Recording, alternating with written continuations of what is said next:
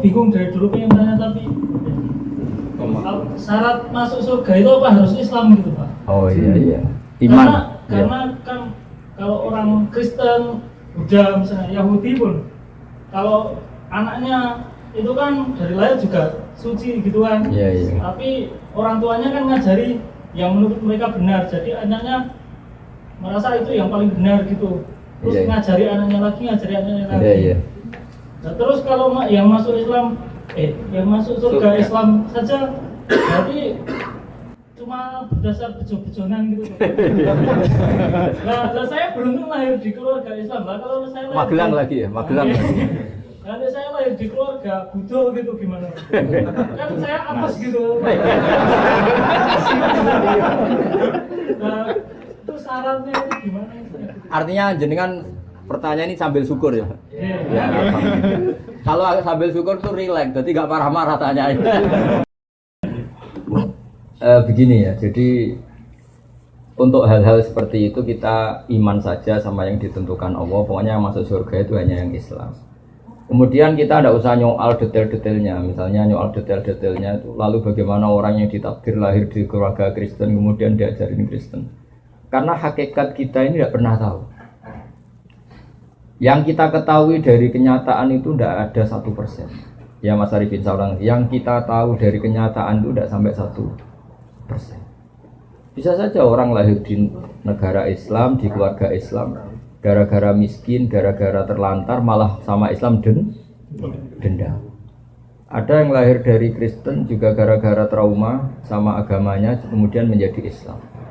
Hanya anaknya orang Islam pasti Islam itu kan mainstream, anaknya Kristen pasti Kristen juga mainstream, umumnya saja. Tapi kan kita sebenarnya nggak pernah tahu. Nah dari tidak pernah tahu itu diharapkan manusia semua itu runduk sama Allah, tawadhu. Pada akhirnya semua itu wallahu a'lam. Tapi hukum formal, hukum syariat yang kita yakini adalah yang masuk surganya yang Islam. Kenapa demikian? Karena secara lahir kan gini. Misalnya ini begini. Presiden Indonesia itu siapa? Mas Arifin. Enggak, ini logika yang supaya bisa Anda terima. Presiden Indonesia sekarang siapa? Pak Jokowi. Kira-kira orang yang meyakini yang meyakini Tuhan 3 itu bilang gini, Presiden Indonesia itu ada 3, Jokowi, Prabowo, dan Sandiaga. Orang yang seperti itu layak nggak dianggap sebagai warga negara yang baik? Tidak. Atau orang yang mengatakan Indonesia itu tanpa presiden, nggak ada presiden, ateis berarti kan? Jadi kenapa kita mengikuti syariat yang masuk Islam hanya orang Islam, yang masuk surga hanya orang Islam? Ya kira-kira sama dengan yang layak sebagai warga Indonesia yang meyakini ya banyak presiden itu satu lah. Yang sekarang ya Pak Jokowi. Ya Tuhan itu satu, yaitu Allah Subhanahu. Jadi makanya saya bilang tadi, makanya terima kasih jenengan tanya ini sudah ada ganjil. Islam itu datang dengan kemakrufan, sesuatu yang mudah dikenal. Yang mudah dikenal apa? Yang layak jadi warga Indonesia yang yakin presiden itu satu, yaitu Pak. Lalu yang bilang presiden itu 3, Pak Jokowi, Pak Prabowo, Pak Sandi.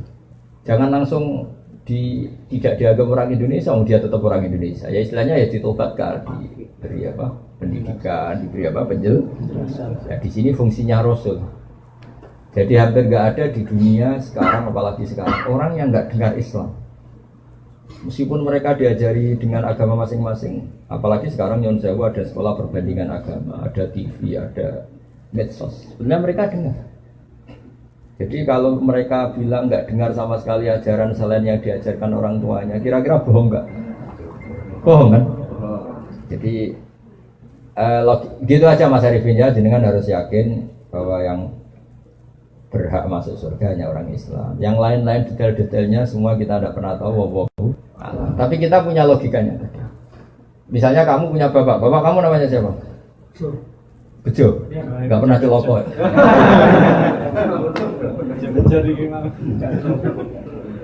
Ya iya, terus adik kamu meyakini Bejo itu enggak bapaknya. Itu mesti anak juga.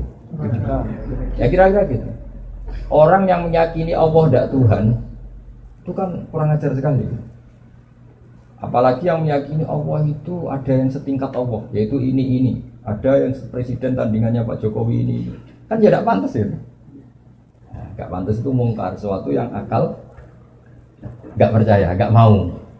Ya, jadi karena masjid ini dinamai Masjid Ammar bin Yasir. Jadi saya sedikit cerita, ini termasuk panutan kita. Jadi Yasir itu punya istri namanya Sumayyah. Kata Rasulullah SAW,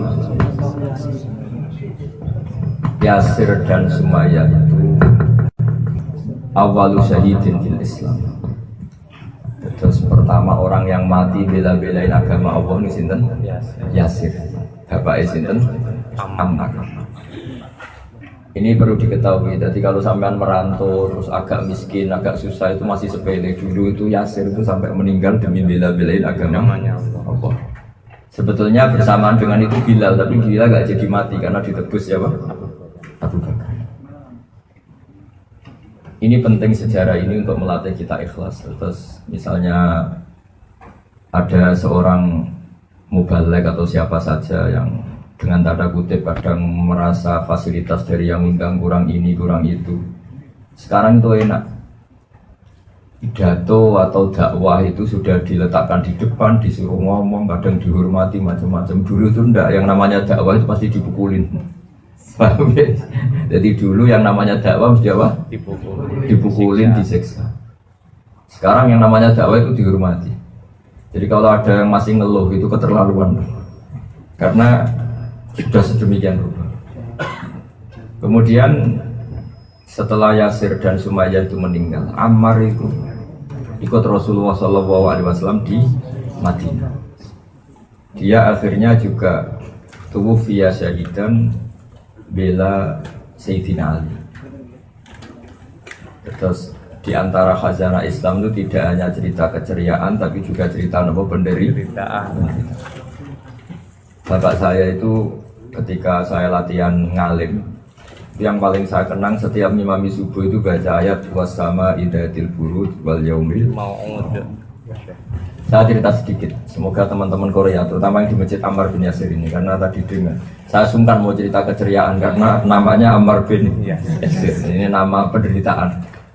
Bapaknya yang menderita, anaknya menderita. Semoga yang pakai nama ini sudah selesai penderitaannya, karena sudah dihabiskan oleh keluarga Ammar bin Yasir, sehingga stok penderitaannya sudah selesai. Seperti miskin kita, buyut kita miskin, bah kita miskin, masa sampai cucunya masih miskin. Semoga malaikat yang ngurus miskin sudah selesai. Di surat wasama idatil burud itu asbabil burudnya adalah para sahabat ketika sering disiksa oleh orang-orang kafir, mendapat perlakuan buruk dari orang-orang kafir. Kalau dalam bahasa agama itu udzibu fillah, mereka disiksa demi bela-belain agama Allah. Itu karena tahu Rasulullah SAW itu doanya mustajab. Itu ngerayu gini sama Rasulullah, ya Rasulullah, engkau kan doanya mustajab. Kita ini disiksa terus. Mbok berdoa supaya keadaan ini berubah 180 apa? Pas itu orang Islam baru 6, baru 12. Karena umat Islam dulu masuk Islam itu satu. Jadi kenangannya Abdul bin Mas'ud, saya orang ke-6. Kenangannya siapa? Saya orang ke-7. Satu. Singkat cerita, Rasulullah yang akhirnya mendengar itu, pertama Nabi itu agak rileks. Kemudian Nabi kaget akhirnya beliau marah. Jadi Nabi itu unik, dimintai doa untuk supaya ada jalan keluar atau ada kemenangan Islam, Nabi marah. Dan kemarahan ini yang kita tiru. Tapi bukan marah emosi kayak kita itu enggak. Marahnya Nabi itu beda dengan kita. Kalau kita marah itu emosi terus enggak karu-karuan. Kalau Nabi itu marah itu ghirafillah, jadi apa ya? Ada ekspresi kejengkelan untuk menunjukkan kalau itu sesuatu yang tidak baik. Kalau marah kita kan emosi, dendam terus enggak karu-karuan. Nabi kaget terus beliau duduk ngendikan begini, apa kamu minta menang sekarang, kamu minta futuhat sekarang, kamu minta kebahagiaan sekarang? Dulu kata Nabi, inna mangkana qablakum, orang-orang sebelum kamu ketika iman itu layu do'ulahul min syarfi mafroqi roksi, gaji itu diletakkan di sini. terus digeraji fayasukuhu sikkan, kemudian dari digeraji itu terbelah menjadi dua. Intinya kamu baru gini saja cemen, baru ngumpulin uang untuk beli gereja jadi masjid saja sudah cemen. Harusnya berjuang itu kayak orang dulu, taruhannya apa? Nyawa. Digeraji, sekarang enggak bancer kan? Ya gak apa-apa, daripada ngawal artis ya ngawal kiai. Kalau dia ngawal artis cantik kepikiran terus gak bisa tidur, mendingan ngawal kiai. Saya ulang lagi ya. Jadi Nabi memperbandingkan wa inna mangkana qablakum, orang sebelum kamu gara-gara berjuang itu la yudaulahul min syarfi mafrana iman itu yudaulahul ukhdud, dibikinkan ukhdud. Ukhdud itu parit, cekungan parit atau ya parit lah kalau orang Jawa bilang. Terus diisi api. Diisi api yang menyala-nyala. Setelah itu orang-orang yang iman dicemplungkan di situ, kemudian yang nyemplungkan tertawa-tawa melihat orang Islam atau orang yang iman kejat-kejat di api itu. Kayak apa susahnya? Nah, itu yang disebut di wasama idadil buruj wal yaumil maut wa syahidil wa masyud utila ashabul ukhdud terus annari datil waqud ithum alaiha qurun wa hum ala ma yaf'aluna bil mu'minina syuhud. Jadi api diparit, dinyalakan ya kayak api yang dipakai bakar apa itu, bukan bata, yang lebih ekstrim untuk bakar gamping itu. Nah, untuk bakar kampur itu kan ekstrim betul, di cekungan terus apinya besar, pohon kelapa saja gak dipecah ya langsung utuh, ya langsung hangus saking panasnya apa. Lalu itu orang Islam dicemplungkan di situ sambil dikeplok tertawa-tawa. Di sini annari datil waqud idzum alaiha qut, mereka yang menyiksa itu duduk-duduk di situ melihat kejat-kejatnya orang-orang Islam. Wahum ala ma yaf'aluna bil mu'minina syuhud, dan mereka menyaksikan kematian itu.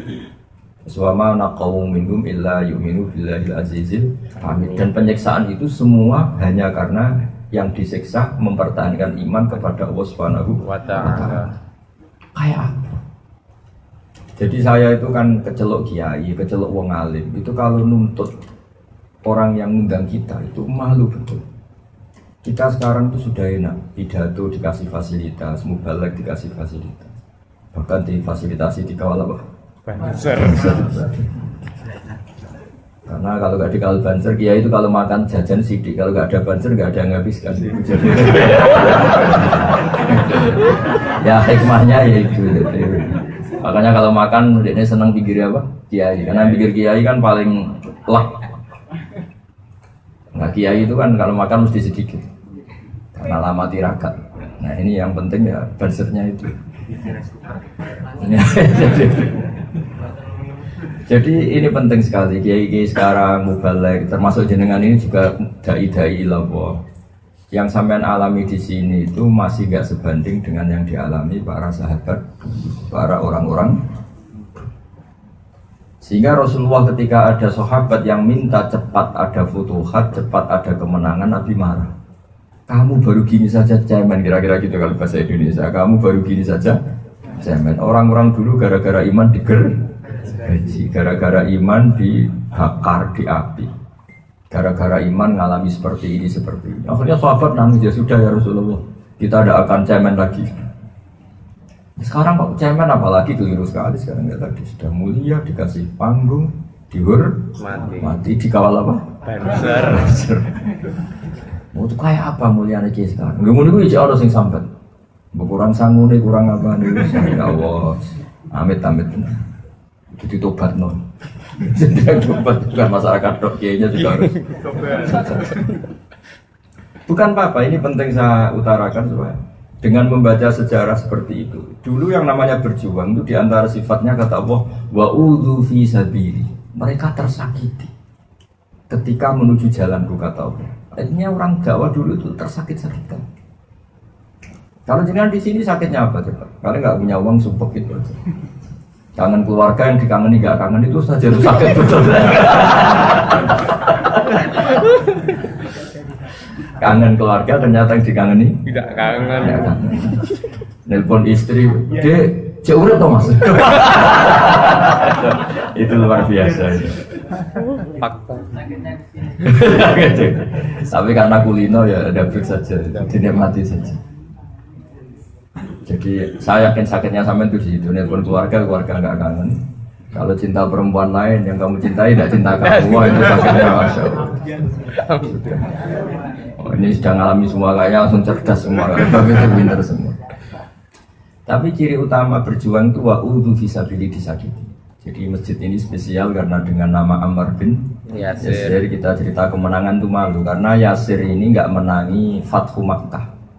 Ya, Yasir ini tidak menangi Fathu Makkah. Beda dengan Bilal, ya beliau juga disiksa, tapi akhirnya kan menangi Fathu Makkah. Jadi menangi Islam keren. Beliau menangi kemenangan apa? Islam. Nah, kemenangan Islam itu ditandai waro'aitan nasa yadkhuluna fi dinillahi afwaja. Kamu melihat manusia masuk Islam itu bergelombang-gelombang. Karena dulu masuk Islam itu furoda satu. Tapi setelah Fathu Makkah, kampung ini masuk Islam, kampung ini masuk Islam, komunitas ini masuk Islam, bentuknya masif. Nah, itu namanya apa? Afwaja, apa? Bergelombang. Wah itu sudah kayak sekarang di Korea ini. Menurut saya sudah saatnya afwaja, meskipun lewat imigrasi. PKI. Nggak apa-apa. Sementing Allah disembah di buminya. Jadi ciri utama agama itu ayyu'badallahi fi ardi. Allah disembah di buminya. Bumi ini milik Allah, semua milik Allah, kemudian Allah enggak disembah. Allah diabaikan di bumi itu. Ini aneh dalam pemikiran hak. Sehingga tujuan agama itu apa? Supaya Allah disembah di bumi. Soal penyembahnya kontraan seperti ini enggak apa-apa. Enggak, penyembahnya kan masih kontraan. Ada orang-orang yang apa? Ya jangan permanen, kamu punya keluarga nanti diganti yang lain. Jadi ini kan yang nyembah Allah di bumi Korea kan ada orang-orang permanen sementara ini. Sebagian orang apa? Kontrak. Nomaden atau kontraktor ya. Enggak apa-apa. Dulu pertama kali Medina ada orang nyembah Allah juga pendatang dari Makkah. Indonesia pertama ada Islam juga pendatang dari Gujarat, dari Punjab. Cina pertama ada Islam juga ada pendatang dari Arab. Enggak apa-apa, semua ini proses. Sementing sampean jangan tergesa-gesa untuk segera menang gemilang, itu Nabi tidak suka. Seperti tadi sahabat yang usul supaya Nabi minta sama Allah berdoa supaya langsung menang. Itu sama Nabi diingatkan jangan begitu. Dulu orang-orang berjuang alami gini-gini, yang kamu alami itu masih cemeng. Jadi dengan cerita ini semoga Anda tambah kuat. Terus hikmah kedua menamai dengan Ammar bin Yasir. Terus tadi saya lihat data di bawah ada masjid Abu Bakar ya, ada masjid apa? Musola Umar. Itu bagus sekali untuk penguatan mazhab ahli sunnah wal jamaah atau aswajanya Nahdlatul Ulama. Kenapa saya katakan penting begini? Pada akhirnya di komunitas internasional, saya ulang lagi, pada akhirnya di komunitas internasional, ciri utama ahli sunnah itu apa? Mahabbatus sahabah, mencintai sahabat. Utamanya siapa? Abu Bakar dan Umar. Dengan penamaan masjid seperti Ammar bin Yasir, Abu Bakar, Umar, itu sekaligus penegasan bahwa kita ahli sunnah wal jamaah. Ini hikmah yang luar biasa. Makanya Habib-Habib yang alim alama itu sering kali anak-anaknya dinamai, putra-putra beliau dikatakan dinamai apa? Abu Bakar, dinamai Umar. Kita tahu Habib Kutub di Gresik namanya apa? Abu Bakar Segar. Habib yang sekarang sangat populer namanya apa? Sayyid Umar Hafid, yang mubalek terkenal, yang manfaatnya banyak, Habib Umar Mutahhar. Dengan penegasan seperti itu kita tambah pede dengan mazhab ahli sunnah, karena Alawiyin mayoritas habaib mazhabnya ahli sunnah, ditandai dengan nama-nama Abu Bakar, Umar, ya dinamai dengan nama-nama para sahabat. Jadi penamaan Abu Bakar, Umar itu takwiyatan di mazhab ahli sunnah wal jamaah. Sunnah wal jamaah. Sunnah